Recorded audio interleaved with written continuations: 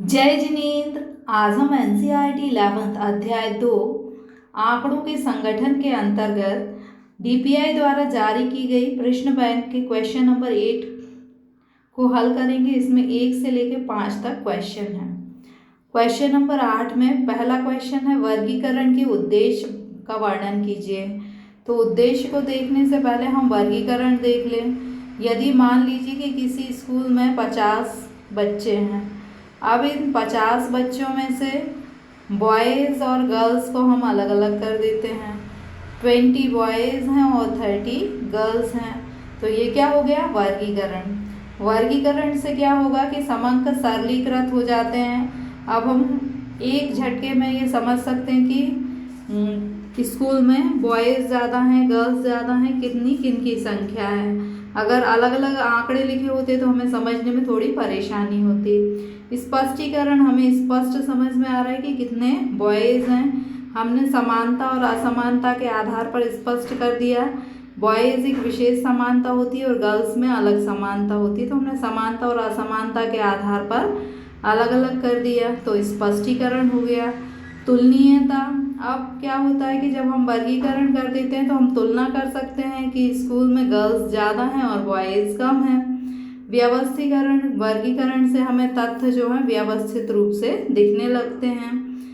वैज्ञानिकता, वर्गीकरण करना जो है इसका वैज्ञानिक आधार होता है। यानी जब हम साइंस भी पढ़ते हैं तो किसी भी चीज़ को वर्गीकृत करके व्यवस्थित करके ही पढ़ते हैं। फिर उपयोगिता में वृद्धि, जब वर्गीकृत आंकड़े होते हैं तो वो अधिक उपयोगी होते हैं। हम कहीं भी इनका यूज़ कर सकते हैं। जैसे स्कूल में गर्ल्स के लिए विशेष सुविधा होना चाहिए क्योंकि गर्ल्स की संख्या अधिक है। सारणीयन का आधार, जो वर्गीकरण होता है वो सारणीयन का आधार होता है। पहले हम वर्गीकरण करते हैं और फिर वर्गीकरण के आधार पर ही सारणीयन किया जाता है। एक अच्छी सारणी के आवश्यक तत्व। अच्छी सारणी, पहले हम ये देखें कि सारणी क्या होती है। सारणी में हम स्तंभ और पंक्तियों में समांकों को लिखते हैं। जैसे हमने बॉयज़ और गर्ल्स को लिखा कि 20 बॉयज़ हैं और 30 गर्ल्स हैं। तो उचित आकार, सारणी का आकार ना तो बहुत छोटा होना चाहिए और ना ही बहुत बड़ा होना चाहिए। इसके बाद यानी उचित आकार सारणी का होना चाहिए। उद्देश्य अनुसार, जब भी हम सारणी बनाएं तो उसका उद्देश्य पहले ही स्पष्ट कर लें, नहीं तो उससे जो भी निष्कर्ष निकलेंगे वो गलत निकलेंगे। तुलना, सारणी में हमें समांकों को इस तरह से प्रदर्शित करना चाहिए कि हम तुलना कर पाएँ। जैसे इस सारणी में हम तुलना कर सकते हैं कि बॉयज़ कम हैं और गर्ल्स ज़्यादा हैं। निदर्शन विधि के गुण लिखिए। पहले हम देखते हैं कि निदर्शन क्या है। ये हो गया पूरा समग्र, और इसके हम यदि केवल कुछ थोड़े से भाग का अध्ययन करें, हमें ये देखना है कि आपकी क्लास में बच्चों का बौद्धिक स्तर कैसा है। यदि हम पूरी क्लास का अध्ययन करेंगे तो समग्र होगा, यदि थोड़े से बच्चों का अध्ययन करके निष्कर्ष निकालेंगे तो वो निदर्शन होगा। तो हम निदर्शन विधि के गुण देख रहे हैं। निदर्शन को आप सैंपल कह सकते हैं।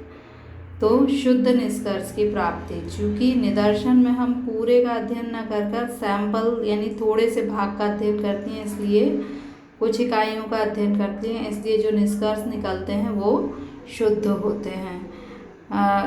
व्यय की बचत, निदर्शन विधि में क्या होता है, हम पूरे का नहीं बल्कि छोटे से भाग का अध्ययन करते हैं तो हमारा जो व्यय होता है वो बहुत अधिक कम हो जाता है।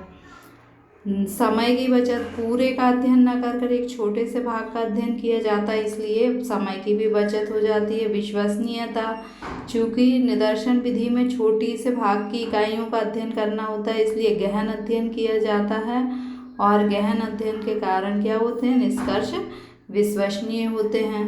प्रशासनिक सुविधा, चूँकि हम छोटे से भाग का अध्ययन करते हैं तो हमें इस भाग के अध्ययन के लिए जो लोगों की नियुक्ति करनी होती है वो कम प्रगणकों की नियुक्ति हम करते हैं, जिससे कि ये जो प्रगणक होते हैं इनका संगठन, इनकी व्यवस्था, इन पर नियंत्रण करना जो है सुविधाजनक हो जाता है। इनका संगठन, नियंत्रण को ही हम क्या कहेंगे, प्रशासन।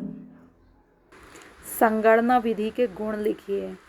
संगणना विधि क्या होती है? जैसे आपकी क्लास के यदि हम सारे बच्चों का अध्ययन करके यह निष्कर्ष निकालें कि बच्चों का बौद्धिक स्तर कैसा है, तो ये कौन सी विधि होगी? संगणना विधि।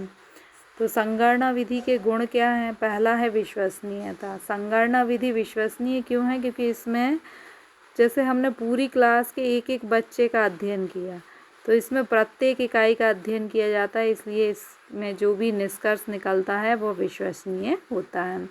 विस्तृत सूचनाएं, संगणना विधि में विस्तृत सूचनाएं क्यों प्राप्त होती है? क्योंकि हमने हर एक इकाई का अध्ययन किया है, तो अध्ययन हमारा गहन होगा तो हमें बहुत अधिक सूचनाएं प्राप्त होंगी, क्योंकि हम हर व्यक्ति से व्यक्तिगत संपर्क करेंगे हर इकाई से, और तब आंकड़े प्राप्त करेंगे। विजातीय समूह के लिए उपयुक्त, कभी कभी क्या होता है, ऐसा समूह होता है जिसमें विजातीय इकाइयाँ होती हैं। विजातीय मतलब एक ही जाति की ना होना इकाइयाँ, तब ऐसे समूह में हमें ये छांटना होता है कि किस इकाई का अध्ययन करना है और किसका नहीं करना है। तो ऐसे विजातीय समूह के लिए संगणना विधि ही उपयुक्त होती है। कुछ दशाओं में आवश्यक, जैसे यदि हमें जनगणना करना है तो जनगणना के लिए हमें पूरे देश की जनसंख्या की गणना ही करना होगी, ऐसा तो नहीं कि हम सैंपल्स की गणना कर लें। तो कुछ दशाओं में संगणना विधि ही उपयुक्त होती है। प्रश्नावली बनाते समय सावधानियां रखना चाहिए।